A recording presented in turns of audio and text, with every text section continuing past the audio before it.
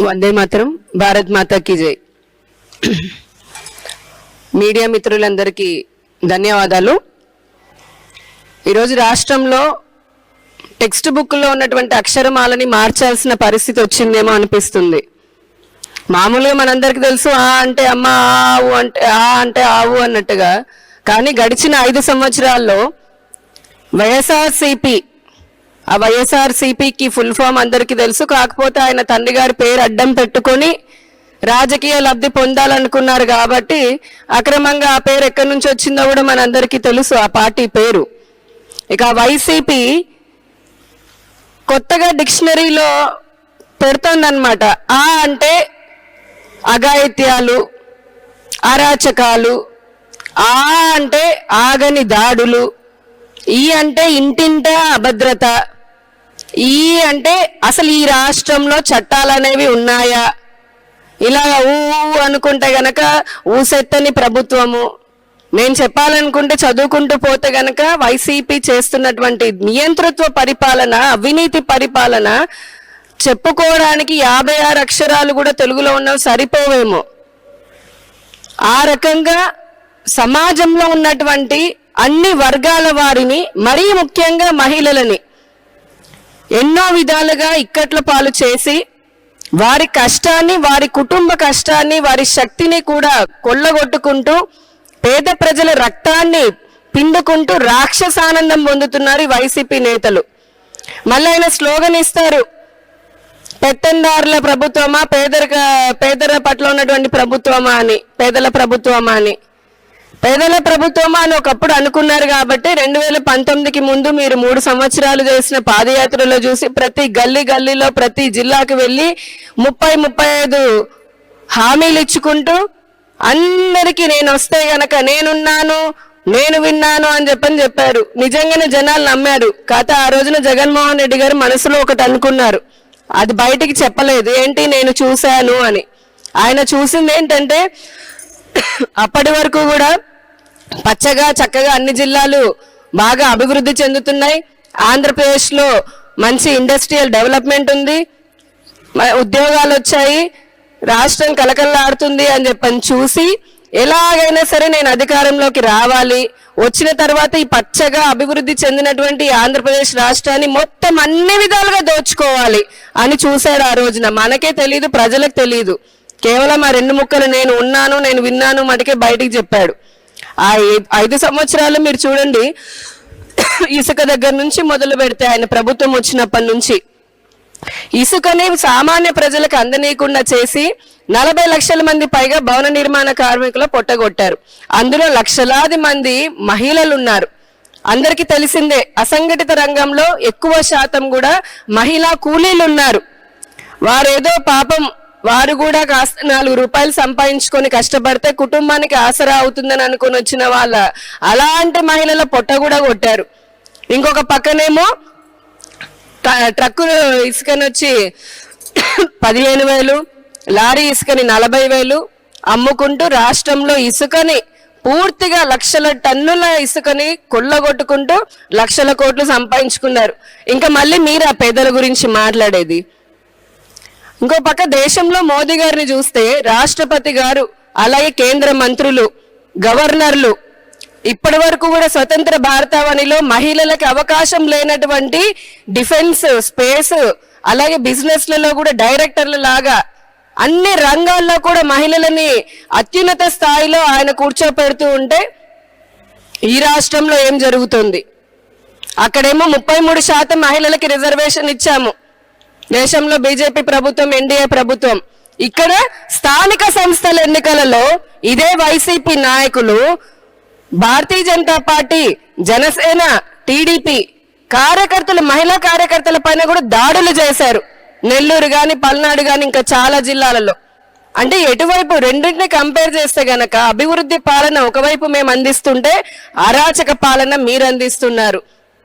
ఇంకొక పక్క Mudra, stand up India, startup India, ఉద్యోగిని, 1 డిస్ట్రిక్ట్ 1 ప్రోడక్ట్, ఇలా 1 స్టేషన్ 1 ప్రోడక్ట్, ఎన్నో రకాలుగా మేము ఎన్డీఏ ప్రభుత్వము మహిళలని ఆర్థికంగా వారిని అభివృద్ధికి తోడ్పాటు చేస్తుంటే వాళ్ళు ప్రపంచం మొత్తం కూడా చాలా అభివృద్ధి చెందుతున్నారు. ఇక్కడ ఇదే ఆంధ్రప్రదేశ్ లో ఉన్నటువంటి వాళ్ళు కూడా సొమ్ము ఒకటిది సోకొకటిది అని చెప్పని అత్త సొమ్ము అల్లుడు దానం అని మీరు ఈ రాష్ట్రాన్ని అప్పుల పాలు చేసుకుంటూ రాష్ట్రంలో సంక్షేమం పేరిట పూర్తిగా రాష్ట్రాన్ని నాశనం చేశారు.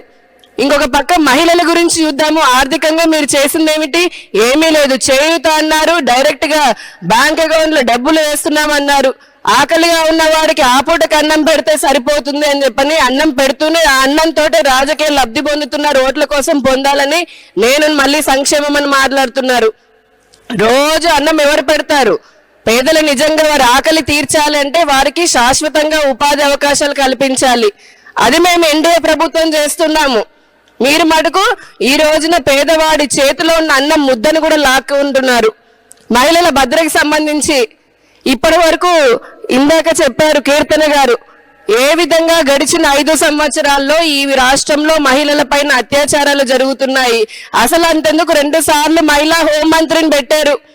ఈ మహిళా హోంమంత్రి వాళ్ళు ఎంతకుముందు ఆవిడ ఇప్పుడున్న ఆవిడ ఇద్దరు రబ్బర్ స్టాంప్ డమ్మీలు తప్పితే కనీసం ఈ రాష్ట్రంలో ఒక మహిళా హోంమంత్రి ఉందని చెప్పని ఎవరికైనా తెలిసే పరిస్థితి ఉందా? ఆ రోజు ఒక్క రోజైనా సరే ఒక మీటింగ్ కానీ లేదంటే ప్రజలతోటి సంఘాలతో ఎవరితోటైనా మాట్లాడారా? చర్యలు తీసుకున్నారా? పోలీసు లాంటి వ్యవస్థలను కూడా చాలా వ్యవస్థలని వారి చెప్పు చేతుల్లో పెట్టుకొని అక్రమంగా పరిపాలన చేస్తూ దోచుకుంటున్నారు. మేము అడుగుతున్నాం, ఇక్కడ మిస్సింగ్ అయినటువంటి కేసులు ఉన్నాయి, అఘాయిత్యాలు జరుగుతున్నటువంటి కేసులు ఉన్నాయి. ఎంతమందికి పోక్సో చట్టం కింద మీరు కేసులు నమోదు చేశారు? శ్వేతపత్రం విడుదల చేసేటటువంటి దమ్ము ధైర్యం ఇదే జగన్మోహన్ రెడ్డి గారి పాలకులకుందా? ఈ పోలీసు వ్యవస్థకుందా? మళ్ళీ డీజీపీ గారు వచ్చి మాట్లాడతారు, లెక్కలిస్తారు చాలా మంది వచ్చామని. దానికి ఆథెంటిసిటీ ఏది? మిగిలిపోయిన వారు ఎక్కడున్నారు? ఇదేనా మీకున్నటువంటి చిత్తశుద్ధి? సీఎం ఇంటి పక్కన రేపు జరుగుతుంది, అయినా సరే ఉలుకు పలుకు ఉండదు. విజయవాడ గవర్నమెంట్ ఆసుపత్రిలో మహిళ పైన అఘాయిత్యం జరుగుతుంది, ఉలుకు పలుకు ఉండదు. చిన్న పిల్లలు కాలేజ్ అమ్మాయిలు పోతుంటే డ్రగ్ అడిక్ట్ అయిపోయి పిచ్చి రకం నాసి రకం మందులు దాగి నడి రోడ్ల పైన ఈ రోజున రాత్రి 7 అయితే ఏ కాలనీ అయినా సరే ఏ సందు చివరైనా చూడండి అల్లరి మూకలు అక్కడ నించొని ఉంటున్నారు. పోలీసింగ్ పాట్రోలింగ్ వ్యవస్థ ఎక్కడ పోయింది? 2014 నుంచి 19 వరకు చూడండి ఈ రాష్ట్రంలో పోలీస్ పాట్రోలింగ్ ఎంత బాగా ఉండేది అర్ధరాత్రి పూట. ఈ రోజు ఎక్కడ పోయింది మరి ఆ పాట్రోలింగ్ వ్యవస్థ? మీరు ఇచ్చి అమలు చేయనటువంటి ఆ మద్యపాన నిషేధం హామీ ఏదైతే ఉందో అది కారణం కాదా ఈ రోజున మహిళల పట్ల జరుగుతున్నటువంటి అఘాయిత్యాలకి? కాదని చెప్పేటటువంటి ధైర్యం ఉందా అండి మీ వైసీపీ ప్రభుత్వానికి? అలాగే విచ్చలవిడిగా స్కూల్ పిల్లల వరకు కూడా అందుతున్నటువంటి డ్రగ్స్ కారణం కాదా? ఈ రాష్ట్రంలో ఉన్న యువతకి అభివృద్ధి అవకాశాలు ఉపాధి అవకాశాలు కల్పించడం చేతగాక వారిలోని శక్తిని నిర్వీర్యం చేయడం కోసం మీరు ఇటువంటి అసాంఘిక చర్యలకు పాల్పడుతున్న వారిపైన ఎటువంటి చర్యలు తీసుకున్నారు? మళ్ళీ మహిళా పక్షపాతం అంటాడు. ఓ అవ్వ, ఓ చెల్లి, ఓ అక్క అంటాడు పొద్దున లేస్తే. ఆ అక్క ఆ చెల్లి కాదా? మీ అంగన్వాడీ ఆశా వర్కర్లు, మీ వాలంటీర్లు అలాంటి అక్క చెల్లెలు కాదా? అమరావతి రైతు మహిళా రైతులు అలాంటి అక్క చెల్లెలు కాదా? రాజకీయాల్లో ఉన్నటువంటి మహిళలు అటువంటి మీకు అక్క చెల్లెల్లా కనిపించలేదా?